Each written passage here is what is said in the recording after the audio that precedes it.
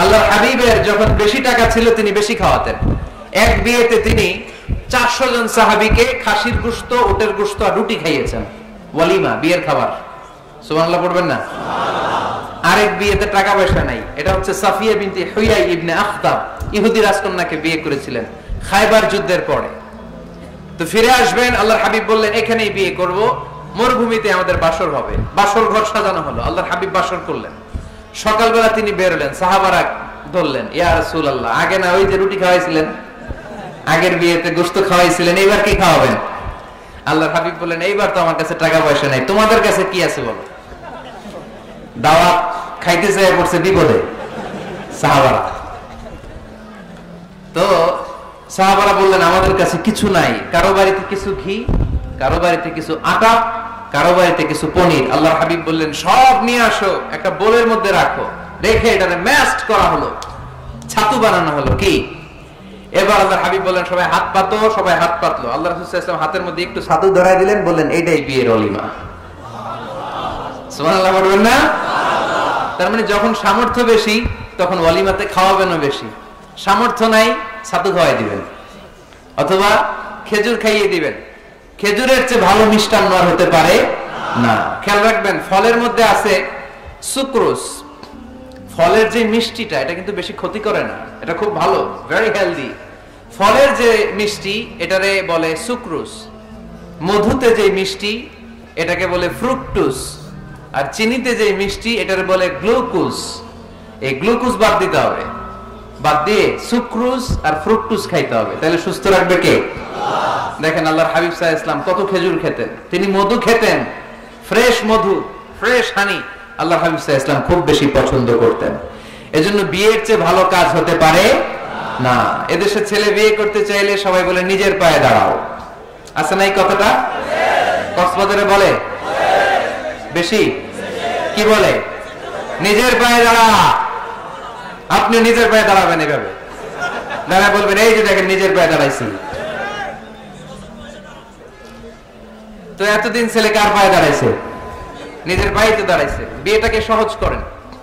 এখানে জনপ্রতিনিধি কেউ থাকলে আপনারা একটু দায়িত্ব নেন, ওদের দুঃখ কষ্ট একটু লাঘব করে দেন, ওদেরকে একটু মিলায় দেন। এই বিয়েটা হচ্ছে ভালোবাসার বন্ধন, এটা জান্নাতি ভালোবাসায় ভরপুর একটা সম্পর্ক। কারণ সাইয়েদনা আদম আলাইহিস সালাম আর হাওয়া আলাইহাস সালাম দুইজনের বিয়ে হয়েছিল জান্নাতে। সুবহানাল্লাহ পড়েন। এজন্য আমরা বিয়ে করব। কি করব? বিয়ে করব। যারা করছেন তারা বেশি জোরে করেন না যে করব। মহিলা প্যান্ডেল আছে এই পাশে, ভাবি শুনতে পারে। ভেজাল আছে না নাই? অন্য দেশে এই কালচারটা গড়ে উঠলো, আমাদের দেশে ওঠে নাই, ঠিক কিনা? এদেশের মা বোনেরা ভালোবাসার ভাগ বসাইতে দেয় না কাউরে, একাই পুরো ভালোবাসা উনি রাখবে। তো যাই হোক, যারা করে ফেলছেন তো করে ফেলছেন, যারা করো নাই তারা বিয়ে করার ট্রাই করো। বিয়ে কখনো কারো সফলতা আটকে রাখে না। যত বড় বড় মনীষী বিজ্ঞানী, খেয়াল করে দেখো, আগে বিয়ে করছে। আমাদের স্বাধীনতার স্থপতি বঙ্গবন্ধু শেখ মুজিবুর রহমান খুব অল্প বয়সে বিয়ে করেছেন, ঠিক কিনা? কাজী নজরুল অল্প বয়সে বিয়ে করেছেন, মহাত্মা গান্ধী অল্প বয়সে বিয়ে করছেন। বিয়ে সফল হওয়াতে কি ওনাদের কোনো বাধা বা প্রতিবন্ধকতা তৈরি করছে? ওনারা তো সফল হয়েছে। সমস্যাটা যেখানে, ওনারা বিয়ে করে সফল হয়েছে, আমরা সফল হয়ে তারপরে বিয়ে করতে চাই, ঠিক কিনা? এটাই বুঝতে চাই না যে সফল হওয়ার মাধ্যম হচ্ছে তাড়াতাড়ি বিয়ে করা। তাড়াতাড়ি বিয়ে করা, ইউগনিহিমুল্লাহ মিন ফাদলিহ। যারা বিয়ে করবে আল্লাহ নিজ দায়িত্বে তাদেরকে সম্পদশালী বানায় দিবে। এজন্য আন-নিকাহ মিন সুন্নতি ফামান রাগিবা আন সুন্নতি ফালাইসা মিন্নি। বিয়ে আমার সুন্নাত, আমার সুন্নাতকে যে ভালোবাসে না সে আমার ফলোয়ার হতে পারে না। এজন্য বাবা কারা কারা আছেন? ছেলের বাবা দেখে হাত তোলেন।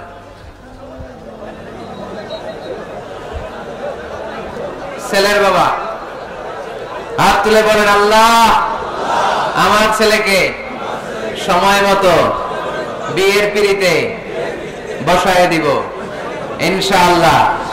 ছেলের বিয়েতে 1 টাকাও যৌতুক নিব না। আওয়াজ করে পড়েন আমিন। হাত নামান। মেয়ের বাবা কারা আছেন দেখি? মেয়ের বাবা হাত তুলেন, আওয়াজ করে বলেন, হে আল্লাহ আল্লাহ। আরো জোরে বলেন হে আল্লাহ। আপনাদের ভালো লাগতেছে না এটা?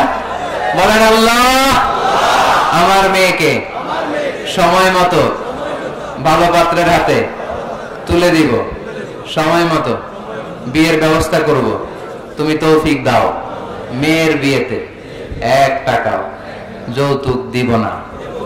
আওয়াজ করে পড়েন আমিন। হাত নামান। বিয়ে করো নাই কারা কারা? হাত তোলো।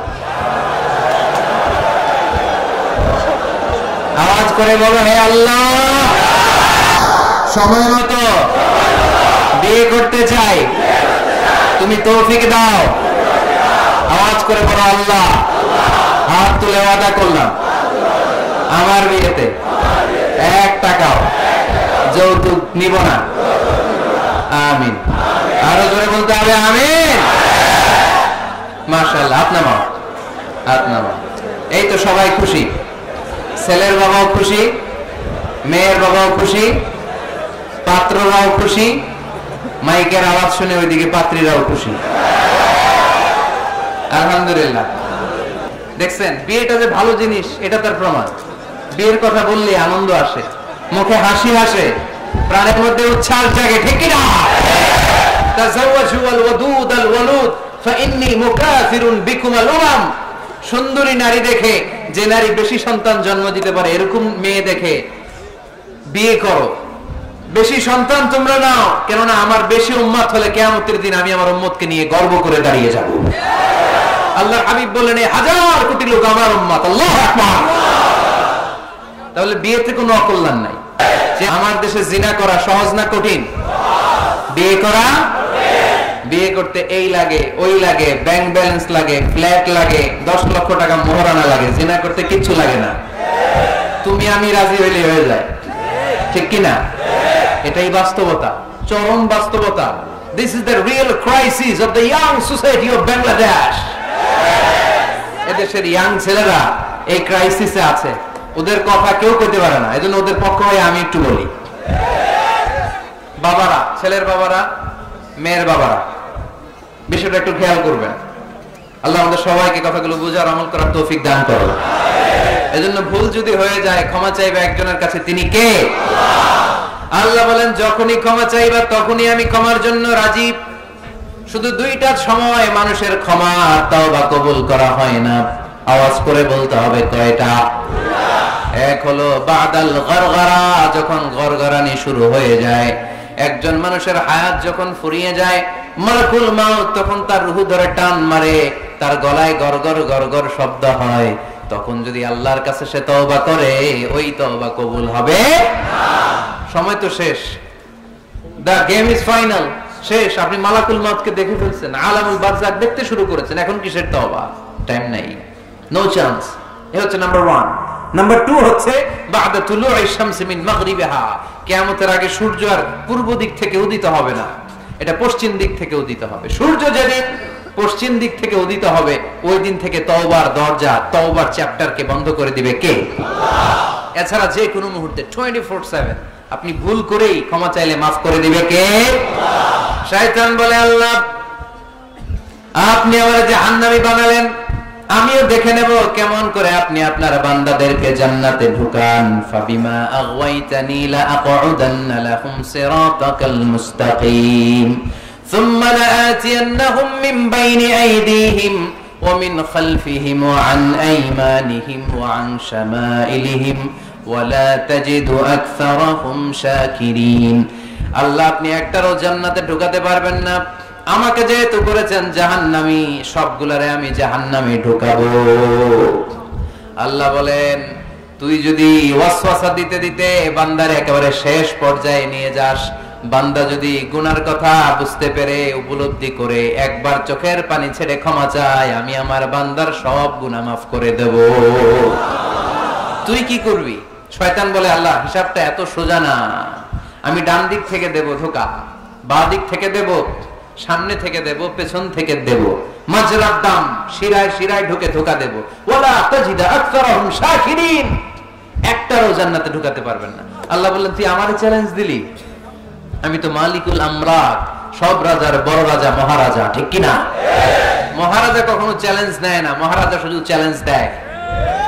তুই আমারে চ্যালেঞ্জ দিলি, ওকে ফাইন, ডান, আমিও তোর চ্যালেঞ্জ দিলাম। ওয়া ইজ্জতি ওয়া জালালি ওয়া ইরতিফা'i মাকানি, আমার ইজ্জতের কসম, আমার জালালিয়াতের কসম, আমার ক্ষমতার কসম, তুই আজীবন ওয়াসওয়াসা দিতে দিতে গোমরা বানাবি, পাপ কাজ করাবি, কিন্তু একদিন যদি সে অনুতপ্ত হয়ে আমার কাছে ক্ষমা চায়, আমি জীবনের সব গুনাহ মাফ করে দেব। এক ফোঁটা চোখের পানি ছেড়ে আমার কাছে কাঁদলে আমি ক্ষমা করে দেব, বান্দাটারে জান্নাতি বানায় দেব। তুই কি করবি? আমি মাফ করব, তুই কি করবি? সুবহানাল্লাহ পড়তে বললেন না? তওবার কারিশমা বুঝতে পেরেছেন ভাইরা? তওবা করতে রাজি আছেন সবাই? প্রত্যেক সালাতের পরে আমরা তওবা করব, রাজি আছেন? আল্লাহর হাবিব সাল্লাল্লাহু আলাইহি ওয়াসাল্লাম সালাম ফেরানোর পরে পড়তেন আল্লাহু আকবার, এরপর পড়তেন আস্তাগফিরুল্লাহ, আস্তাগফিরুল্লাহ, আস্তাগফিরুল্লাহ। সারাটা দিন তিনি আস্তাগফিরুল্লাহ পড়তেন। সকালবেলা পড়তেন, দুপুরে পড়তেন, বিকেলে পড়তেন, মাঝরাতে ঘুম ভেঙে গেলে পড়তেন।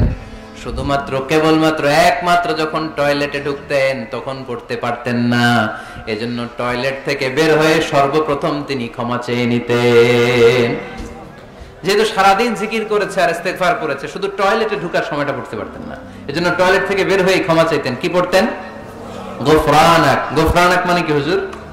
ক্ষমা চাই, আল্লাহ ক্ষমা চাই, আস্তাগফিরুল্লাহ, আস্তাগফিরুল্লাহ, আস্তাগফিরুল্লাহ।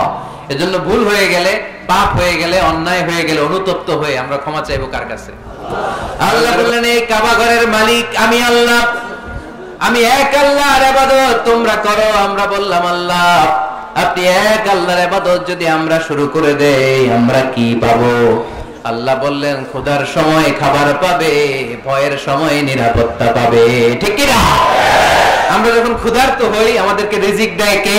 আল্লাহ। বিপদে পড়লে উদ্ধার করে কে? আল্লাহ। পেটে যখন ক্ষুধা, খাদ্যের ব্যবস্থা করে কে? আল্লাহ। দিও তৃষ্ণা পেলে ঠান্ডা পানি, ক্ষুধা পেলে লবণ ভাত। আল্লাহ এই গরিবের শোনো শোনো মুনাজাত, আল্লাহ এই গরিবের শোনো শোনো মুনাজাত, আল্লাহ এই গরিবের। পড়েন আমিন।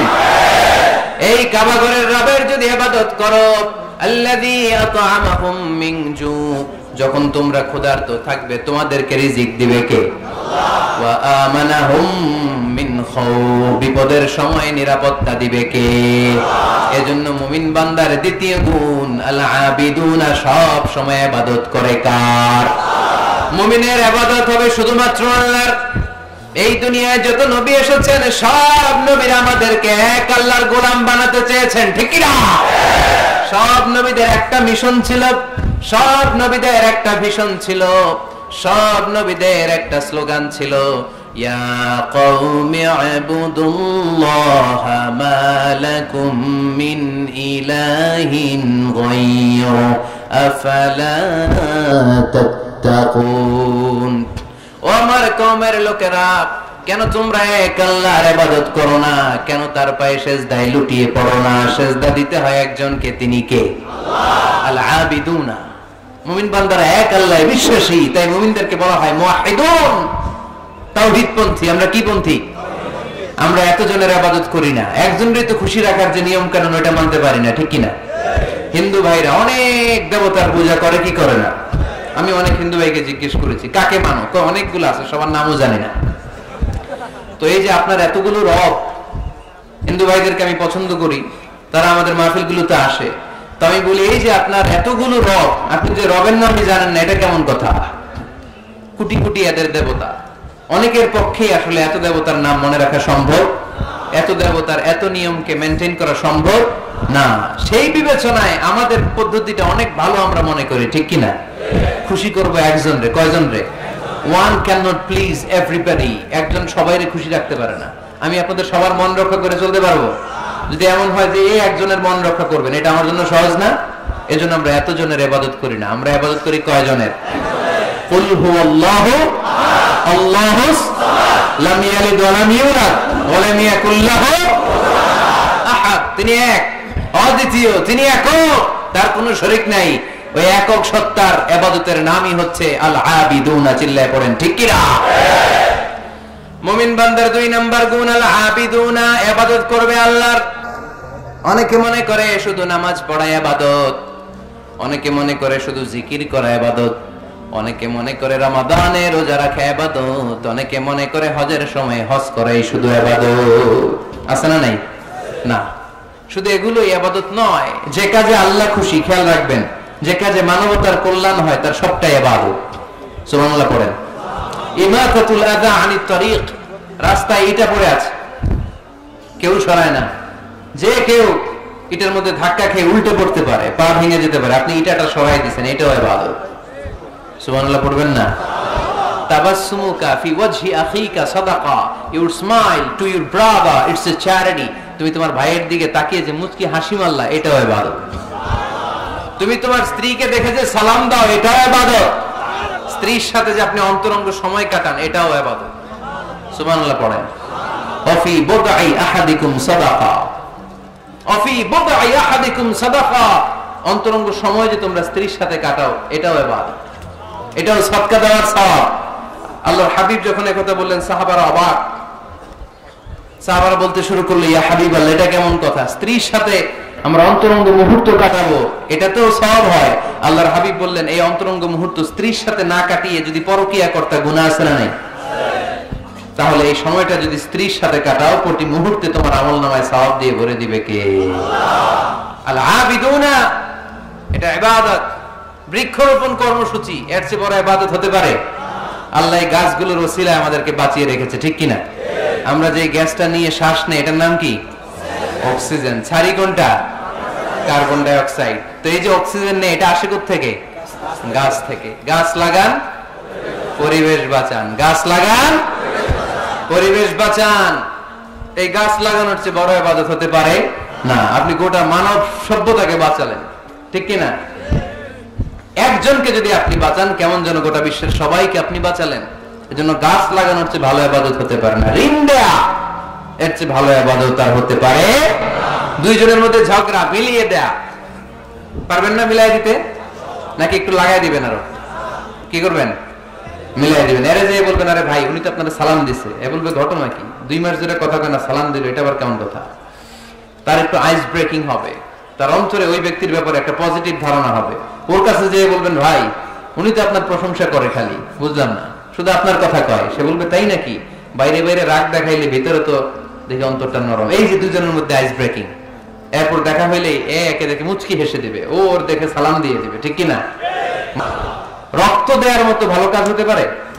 মানুষ বাঁচানোর মতো? প্রায় দেখবেন ফেসবুকে বা টিভিতে, বিভিন্ন সোশ্যাল মিডিয়াগুলোতে নিউজ আসে, একজন মুমূর্ষু রোগীকে বাঁচাতে রক্তের প্রয়োজন, রক্তের গ্রুপ এ পজিটিভ। কোন সহৃদয়বান ব্যক্তি যদি থাকেন, তাহলে রক্ত দিয়ে আমাদেরকে সাহায্য করবেন, এরকম ঘোষণা আছে না নাই? আমরা এগুলোকে এড়িয়ে যাই, আমরা সাহায্য করতে চাই না। আপনি যদি রক্ত দেন, জীবন বাঁচান, এর চেয়ে বড় ইবাদত আর হতে পারে? আপনি যদি নলকূপ স্থাপন করে দেন, হাজার হাজার পথিক এই নলকূপের পানি খেয়ে তৃষ্ণা নিবারণ করবে, এটাও ইবাদত, ঠিক কিনা? এজন্য মুমিন বান্দার দ্বিতীয় গুণ আল আবিদুনা। মুমিন বান্দা একজনের খুশির জন্য ইবাদত করে, তিনি কে?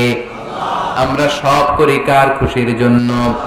এজন্য আল্লাহ বললেন, কুল ইন্না সলাতি ওয়া নুসুকি ওয়া মাহইয়ায়া ওয়া মামাতি লিল্লাহি রাব্বিল আলামিন। ও নবী, আপনি বলে দেন, নিশ্চয় আমার নামাজ, আমার রোজা, আমার হজ, আমার যাকাত, আমার জীবন, আমার মরণ একজনের জন্য, তিনি কে? সবকিছু হবে মুমিনের একজনের খুশির জন্য, তিনি হচ্ছেন আমাদের আল্লাহ। এজন্য মুমিন বান্দার 2 নাম্বার গুণ আল আবিদুনা। মুমিন সব সময় ইবাদত করে কার জন্য? 3 নাম্বার গুণ হচ্ছে আল হামিদুনা। 3 নাম্বার গুণ কি? সবাই বলেন, আরো জোরে বলেন। পিছনের ভাইদের কষ্ট হচ্ছে অনেক না? আওয়াজ করে পড়েন, আল হামিদুনা। মানে প্রশংসা একজনের, তিনি কে? আল্লাহ। সবকিছু প্রশংসা করে কার? আল্লাহ। চাঁদ সূর্য প্রশংসা করে কার? আল্লাহ। আকাশ জমিন প্রশংসা করে কার? আল্লাহ। বৃক্ষরাজিগুলো প্রশংসা করে কার? আল্লাহ। এজন্য আল্লাহ বললেন, সাব্বাহা লিল্লাহি মা ফিস সামাওয়াতি ওয়া মা ফিল আরদি ওয়া হুয়াল আজিজুল হাকীম। নবমণ্ডল ভূমণ্ডল যেখানেই যা আছে আকাশ জমিনের সবকিছু তাসবিহ পড়ে একজনের, তিনি কে? ওয়া ইম মিন শাইইন ইল্লা ইউসাব্বিহু বিহামদিহি ওয়ালাকিন লা তাফকাহুনা তাসবিহাহুম। নবমণ্ডল ভূমণ্ডল আকাশ বাতাসে যেখানেই যেটা আছে সবকিছু তাসবিহ পড়ে একজনের, কিন্তু তাদের তাসবিহের ভাষা তোমরা বুঝো না। সুবহানাল্লাহ পড়েন। গাছগুলো তাসবিহ পড়ে কার? শুনতে পাই? শুনতে পাই আমরা? পাখিগুলো জিকির করে কার? শুনতে পাই। কারণ ওই কান আমাদের নাই, ওই কান যাদের আছে তারা শুনতে পায়। সুবহানাল্লাহ পড়েন। পাখিরা যায় উড়ে যায় আকাশের ওই নীলিমায়, নদীরা যায় ছুটে যায় সাগরের ওই মোহনায়। পাখ পাখালি আর সাগরে নদী, পাখ পাখালি আর সাগরে নদী কার গুণগান গায়। আল্লাহু আল্লাহ আল্লাহু আল্লাহ আল্লাহর গুণগান গায়। পড়েন আল্লাহু আল্লাহ আল্লাহু আল্লাহ আল্লাহর গুণগান গায়। চিল্লায় পড়েন সুবহানাল্লাহ। তাহলে প্রশংসা চলবে একজনের, তিনি কে? শুরুতেই বলেছি আল্লাহর প্রশংসা করে কখনো কোনোদিন শেষ করা যাবে।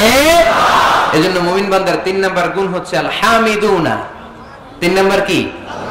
হামিদুনা। প্রতিদিন সালাতের শুরুতে সূরা ফাতিহাতে আমরা এই প্রশংসার ঘোষণা দেই, আমরা পড়ি আলহামদুলিল্লাহি রাব্বিল আলামিন। সকল প্রশংসার মালিক ওই আল্লাহ, যিনি হচ্ছেন রব্বুল আলামিন, গোটা বিশ্বের যিনি রব।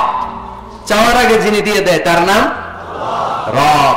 যার যখন যেটা যতটুকু লাগে তাকে তখন সেটা ততটুকু ফরিয়াদ করার আগেই যিনি দিয়ে দেয় তার নাম রব। আমরা ওই রবের প্রশংসা করি, আমরা পড়ি আলহামদু। কি পড়ি? আলহামদু মানে সকল প্রশংসা। আল্লাহর হাবিব সাল্লাল্লাহু আলাইহি ওয়াসাল্লাম কিয়ামতের দিন একটা পতাকা ধরে রাখবেন এইভাবে, ওই পতাকার মধ্যে লেখা থাকবে আলহামদু। কি লেখা থাকবে? এটাকে বলে লিওয়াউল হামদ, হামদের পতাকা। কারণ এই পৃথিবীতে আল্লাহ তাআলা সবচেয়ে বেশি প্রশংসা যিনি করেছেন তার নাম মুহাম্মদ সাল্লাল্লাহু আলাইহি ওয়াসাল্লাম। মুহাম্মদ মানে প্রশংসিত। আবার ওনার আরেকটা নাম হলো আহমদ। আহমদ মানে যিনি সবচাইতে বেশি প্রশংসা করে, ঠিক কিনা? আবার কিয়ামতের দিন সবচেয়ে বেশি প্রশংসার নমুনা স্বরূপ প্রশংসার পতাকা নিয়ে তিনি দাঁড়িয়ে থাকবে। প্রশংসার পতাকা নিয়ে বিশ্বনবী জান্নাতীদেরকে নিয়ে ছুটবেন জান্নাতের দিকে। এক হাতে পতাকা, আরেক হাতে জান্নাতে নক করবেন। নক করার সাথে সাথে খাজিনুল জান্নাহ, জান্নাতের রক্ষী ফেরেশতা বলবে মান আনতা, তুমি কে? আল্লাহর হাবিব বলবেন আনা মুহাম্মদ, আমি মুহাম্মদ সাল্লাল্লাহু আলাইহি ওয়াসাল্লাম। জান্নাতের ফেরেশতারা বলবে ঠিক আছে, আপনার জন্যই খুলতে বলা হয়েছে, আর আমাদেরকে এই নির্দেশ দিয়ে দেয়া হয়েছে যে আপনি ছাড়া কারো জন্য যেন এই জান্নাতের দরজা আমরা না খুলি, আপনার জন্যই যেন এই দরজা খোলা হয়। পড়েন সুবহানাল্লাহ। এজন্য প্রশংসা চলবে একজনের, তিনি কে? আল্লাহর প্রশংসা করে শেষ করা যাবে? মুমিনদের বৈশিষ্ট্য সব সময় আল্লাহর প্রশংসা করে। মুমিন সব সময় পড়ে আলহামদুলিল্লাহ। সব সময় কি পড়ে? আলহামদুলিল্লাহ। সুখ আছে আলহামদুলিল্লাহর ভিতরে। সুখ আছে কিসের ভিতরে? আওয়াজ করে সবাই পড়েন তো আলহামদুলিল্লাহ। মুমিন বান্দার 4 নাম্বার গুণ হলো আস-সাইহুনা। 4 নাম্বার গুণ কি? আস-সাইহুন। আস-সাইহুনের 3টা তাফসীর এসেছে, আওয়াজ করে পড়েন কয়টা? তাফসীরে এসেছে আস-সাইহুন এর মানে হচ্ছে আস-সাইরুন মানে ভ্রমণকারী। কুল সিরু ফিল আরদি ফানজুরু কাইফা কানা আকিবাতুল মুকাজ্জিবিন। জমিনের মধ্যে তোমরা ঘুরে বেড়াও, আর যারা মিথ্যাবাদী ছিল, যারা দাম্ভিক ছিল, তাদের পরিণাম কি হয়েছে তোমরা দেখে আসো। এজন্য দেখে দেখে অনেক কিছু শেখা যায়, ঠিক কি না? 10টা বই পড়ে আপনি যা শিখতে না পারবেন 3 দিনের সফর থেকে আপনি বেশি শিখতে পারবেন, ঠিক কি না? এজন্য সফর করবেন, ঘুরতে যান, মিশরে যান, মিশরের পিরামিডে যান। এই পিরামিডের ভিতরে ফেরাউনের লাশ রাখা হয়েছিল, এখন সেখান থেকে এনে মিশরের জাদুঘরে রাখা হয়েছে। আপনি দেখলে বুঝবেন কেমন করে আল্লাহ একজন দাম্ভিক বাদশাকে শুটকির মতো বানিয়ে রাখতে পারে।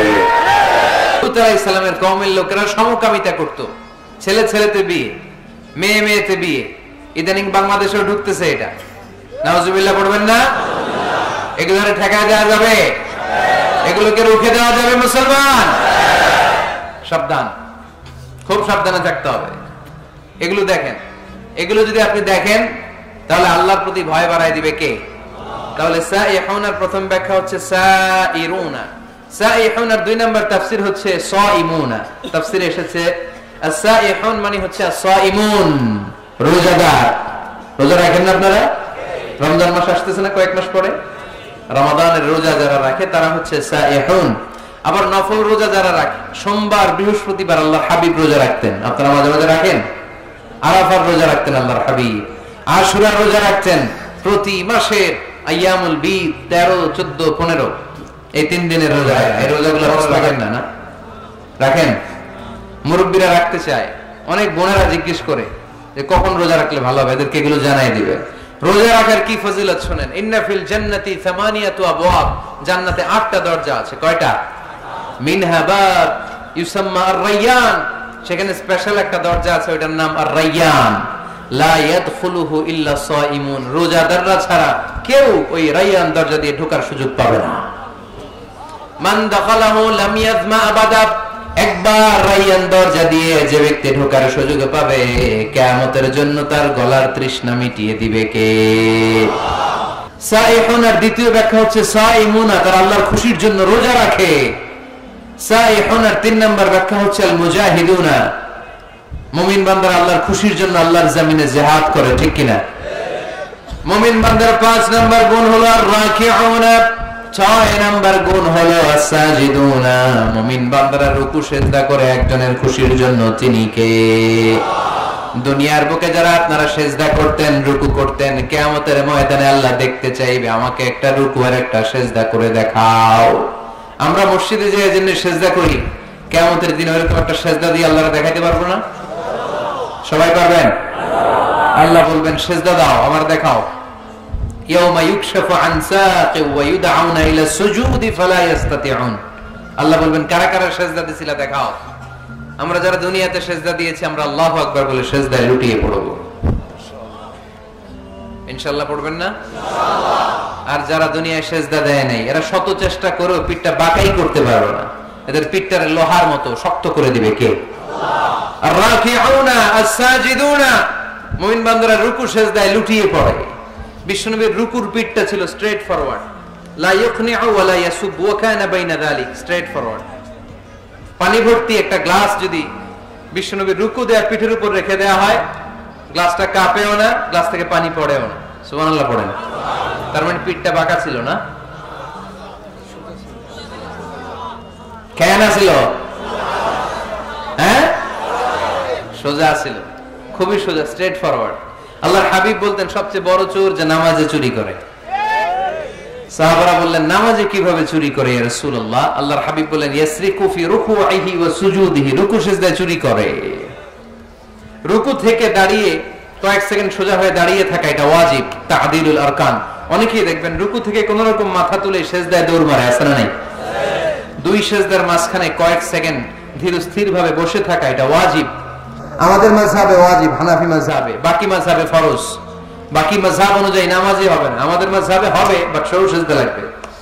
এক সিজদা দিয়ে আরেক সিজদার মাঝখানে 2-1 সেকেন্ড বসে ধীর স্থির অপেক্ষা করা, রিল্যাক্স করা, এটা ওয়াজিব। অনেকেই প্রথম সিজদা দিয়ে কোন রকম মাথা উঠেই আরেক সিজদা মারে। কক্সবাজারে এরকম নাই? আছে? ভালো হয়ে যান, ভালো হইতে পয়সা লাগে না, এরকম করবে না। সালাত মানে রিল্যাক্স, সালাত মানে কি? সালাতে কায়েম করো, সালাতে কায়েম করো, হবে সম্মানী তুমি, হবে জান্নাতি তুমি, হবে সম্মানী তুমি, হবে জান্নাতি তুমি, দিবে কাল হাসরে শীতল ছায়া আরশে আজিম, রাব্বিয়াল আলা রাব্বিয়াল আযীম, রাব্বিয়াল আলা রাব্বিয়াল আযীম। আলহামদুলিল্লাহ পড়েন। সালাত আপনারা জান্নাতি বানাবে, সম্মানিত বানাবে। তাড়াহুড়ো করলে, তাই না? কি করলে? ধীর স্থির ভাবে সালাত করতে হবে। আল্লাযীনা হুম ফি সালাতিহিম খাশিউন, successful indeed are the believers who offer their 5 times salah with full of solemnity and submission. আমরা নামাজও পড়ি, দিন দুনিয়ার সব খবর রাখি, আছে না নাই? নামাজও পড়তেছে, টেলিভিশনে কি চলতেছে ওই টেনশন আছে না নাই? নামাজও পড়তেছে, ক্রিকেটের কি অবস্থা, টেনশন আছে না নাই? এই নামাজ পড়লে কি খুশু খুদু বাড়বে? সাহাবারা নামাজে দাঁড়ালে, মরুভূমিতে আল্লাহু আকবার বলে দাঁড়ালে, মরুভূমির পাখিগুলো সাহাবাদের মাথার উপরে এসে বসে যেত। পাখিগুলো মনে করতে এগুলো খেজুর গাছ। সাহাবাদের পা থেকে তীর টেনে বের করা যেত নামাজে, ওনারা টেরই পেতেন না। নামাজের বাইরে তীর ধরে টান দিলে কাঁদতেন, আর নামাজে তীর ধরে টান দিলে টেরই পেতেন না। সুবহানাল্লাহ মাহফিলের পরে পড়বেন, আওয়াজ করে পড়েন আল্লাহু আকবার। সিজদা দিয়ে আপনি আল্লাহর কাছে যেতে পারবেন। আমরা আল্লাহর কাছে যেতে চাই না? প্রধানমন্ত্রী যদি ডাকে খুশি হবেন না? মাননীয় প্রধানমন্ত্রী শেখ হাসিনা আপনাকে ইনভাইটেশন লেটার পাঠালো, আসো আমার বাসভবনে, তোমার সাথে সাক্ষাৎ করব। কি খুশি আমরা, হ্যাঁ, সেজে গুজে আমরা যাব। প্রধানমন্ত্রী আমাকে ডাকছে, উনি আসতে বলছে, ওনার কাছে যাওয়া যাবে। আর সেজদায় পড়ে যে আল্লাহর কাছে যাওয়া যায় আমরা টেরই পাই না। আল্লাহ একটা নীতিমালা আমাদেরকে শিখাইয়া দিয়েছেন। আল্লাহ বলেছেন, আমার কাছে আসতে চাও, সেজদায় লুটিয়ে পড়ো। ওয়াসজুদ ওয়াক্তারিব, আমার সাথে সাথে পড়েন, ওয়াসজুদ ওয়াক্তারিব, ওয়াসজুদ ওয়াক্তারিব, ওয়াসজুদ ওয়াক্তারিব। সেজদা দাও, কাছে আসো। সুবহানাল্লাহ পড়েন। আল্লাহর কাছে যেতে চান, সেজদায় লুটিয়ে পড়েন। আল্লাহর হাবিব বলেছেন, আখরাবু মা ইয়াকুনুল আবদু মির রাব্বিহি ওয়া হুয়া সাজিদুন ফাআকসিরু ফীহি আদ-দুআ। বান্দা আল্লাহ তাআলার সবচেয়ে কাছে তখন চলে যায় যখন বান্দা সেজদায় লুটিয়ে পড়ে। এজন্য মুমিন বান্দার 5 এবং 6 নাম্বার গুণ রাকিউন সাজিদুন, তারা রুকু করে রুকুকারীদের সাথে, ওয়ারকাউ মা'আর রাকিঈন, সিজদা করে সিজদাকারীদের সাথে। আল্লাহর হাবিবকে আম্মা জানা এসে বললেন, ইয়া রাসূলুল্লাহ, কেমন করে কিয়ামতের দিন আপনি আপনার উম্মতকে চিনবেন? যেহেতু আল্লাহ তাআলা আপনাকে সুপারিশ করার সুযোগ দিবেন, এই সুযোগটা পাওয়ার পরে কেমন করে আপনি আপনার উম্মতকে চিনবেন? লক্ষ লক্ষ কোটি কোটি উম্মতের মধ্য থেকে। আল্লাহর হাবিব বললেন, গুররাম মুহাজ্জালিনা মিন আসারিল wudu, ওযু করে আমার যে উম্মতেরা নামাজ পড়েছে, ওযুর পানিগুলো আমার উম্মতের যেই যেই অঙ্গের মধ্যে লেগেছে, ওই অঙ্গগুলো কিয়ামতের দিন রেডিয়াম বাতির মতো জ্বলজ্বল করে জ্বলতে থাকবে। এই জ্বলজ্বলে দৃশ্য দেখে আমি বুঝতে পারবো এটা আমার উম্মত, তার জন্য সুপারিশ করে আমি জান্নাতের ব্যবস্থা করে দেব। পড়েন সুবহানাল্লাহ।